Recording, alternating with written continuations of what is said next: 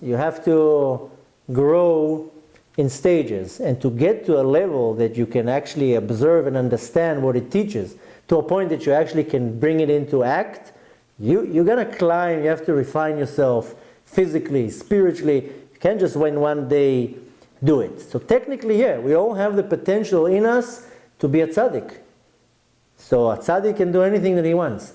We have the potential. Doesn't mean we're going to reach it, because to reach the level, first of all, in our generation and in all, let's say in the last 800 generations, nobody could even reach to such a level. And this week's parsha is actually talking about it, because we're all in the level of tumat met. We have an impurity of death. Because the second a person is born into the world, another person touches him, it passes on this tumah. And this parsha, we're talking about the red heifer. The red heifer comes to eliminate the whole impurity of death. The red heifer comes to actually atone for the sin of the calf, not for death. But the second that the sin is atoned from the calf, then death is removed. But since we're in that level, that we're all in a level of tumat met, and then we have other different types of impurity, if it's from forbidden relations, unkosher food, etc., we can't even reach to the level where we can get this high level of giluim, of understanding godliness. So we're still in a very low level. We're waiting for Mashiach to come, and as it says, there's not going to be this impurity in the world, and then, now you start thinking clearly.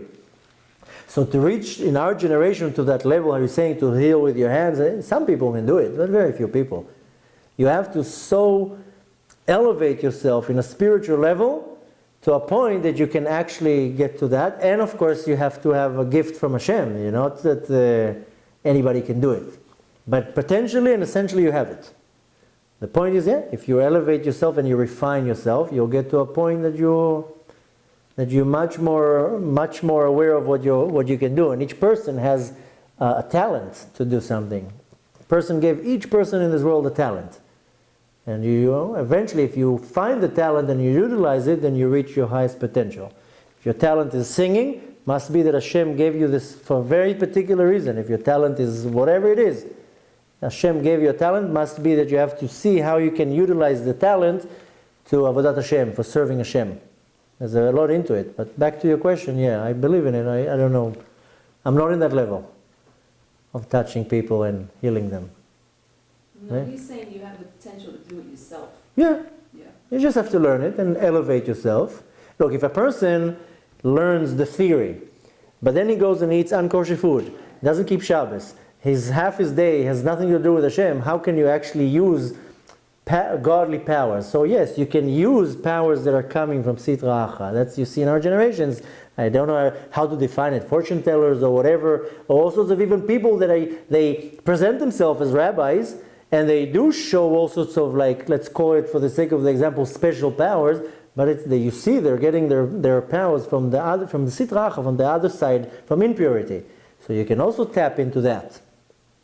So obviously you have the potential and you can do it, but you first have to elevate yourself, that you are more pure and you're able to do it. And you actually don't, I don't know the word in English, that you don't, maybe I'm going to use the wrong word, that you don't suck the power from the opposite of holiness.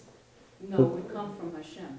Yeah, but refined to a point. Yeah, if you are. But sometimes people are not refined. That's why a lot of rabbis, they say don't do yoga or don't do certain things, because you can actually pull something from a source that is coming from a very impure place. So I just threw yoga because he said yoga, but there's certain things that we are instructed, don't touch it, because if you're not doing it the right way, you might be pulling, I'm not using the right word in Hebrew, the word is yenika, linok, to like suck something from the wrong place. We know, Hasidus explains that in Shamayim there's two types of chambers. There's chambers of purity and chambers of impurity. And whatever you do, you can pull down, if you say a certain bracha, you pull down a hamshacha from a chamber of purity, from what's called a chalot of kedusha. But you can do the other way around. The person can actually pull down this hamshacha from a chalot of tumah. So in our behavior, we can actually do something that would not deliberately, but we can trigger something that comes from the wrong place. That's why it's better not to get too involved in things that be beyond our understanding. That's why a lot of people, they become a little bit interested in religion. They go and study Kabbalah. They don't even do 2 mitzvahs. How can you study Kabbalah? It doesn't. You can study the overview or the general thing about it, or the kind of the concept. But to really study, first of all, you're not going to understand anything. Big rabbis that study for years, they open Kabbalah books, they don't understand what's going on there.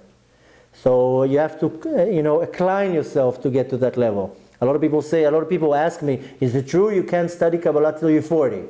So it doesn't mean 40 years of age when it says on your passport 40 years. 40 years that you studied Torah, that you got to a point that you are so full of Torah that you can now move on to a higher level. So technically yes, you can do all that. But our generation, better to concentrate on more practical things, not on the more fancy stuff.